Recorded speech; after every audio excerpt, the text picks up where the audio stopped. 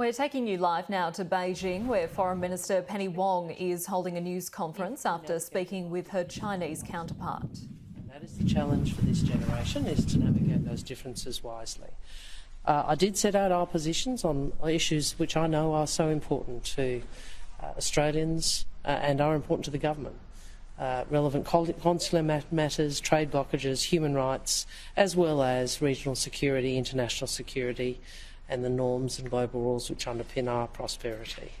We have agreed to maintain high-level engagement, and we've agreed to further dialogue in a range of those areas. I'm happy to take questions. Minister Wong, the ambassador to China today said that he's been vigorously raising the case that to get consular officials in here to see Cheng Lei and Yang Hengjun. Correct. Did you discuss that, and have the officials here said that will happen? Look, of course I discussed Ms Cheng Lei and Dr Yang. We raise that in every senior level engagement that we are able to, and I've raised that in each of the discussions I've had with the State Counsellor. And we advocate for a range of things in those discussions.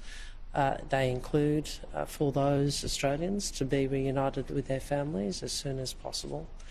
But we also advocate for the observance of our consular agreements and for those Australians who have consular access.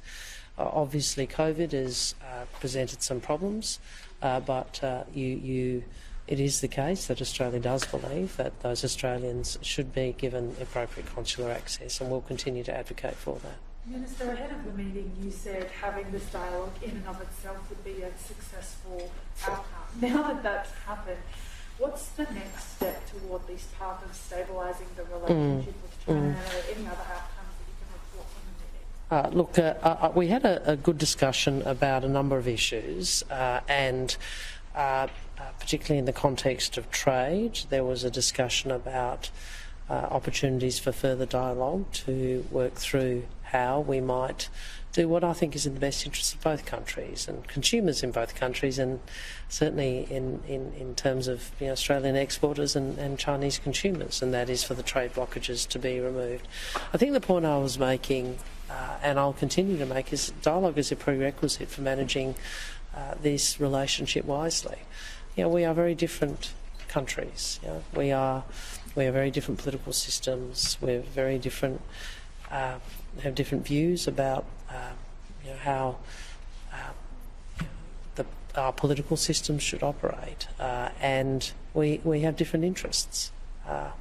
But we need to seek to manage those differences wisely, and dialogue is a prerequisite for that. So I am seeking. I have suggested, and I think this is something that is consistent with the approach that China is taking, that we have a more structured dialogue, such as that which is envisaged under the Comprehensive Strategic Partnership, where there are a range of dialogues, including a economic ministers' dialogue.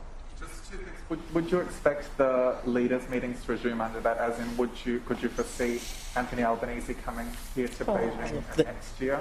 Well, I think there are steps we are taking, and you've seen since the government came to office, we're seeking to take those steps calmly and in a considered way. I met with Foreign Minister Wang Yi, State Counsellor Wang Yi in Bali early on. We had another meeting at the UN General Assembly. We had a telephone conversation. Obviously, the Prime Minister and President Xi met in the margins of the G20, which is very important. Now we've had this meeting. So, we will look to continue to have dialogue, including structured dialogue on issues which are difficult. Ultimately, we believe it's possible to grow our bilateral relationships, safeguard our national interests if we manage our differences wisely, and that's what the government's focused on. Could you elaborate on the human rights issues you raised? Did that include the treatment of the Uyghur minority, and also was South China Sea discussed?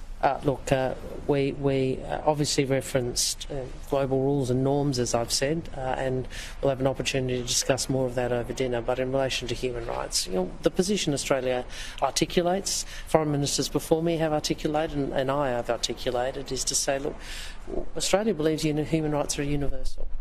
We have a principled view about the observance and respect for human rights, and that applies in terms of our views about Xinjiang or Tibet, or Hong Kong. That those are principles that Australia will continue to advocate, and as you would expect, I did so.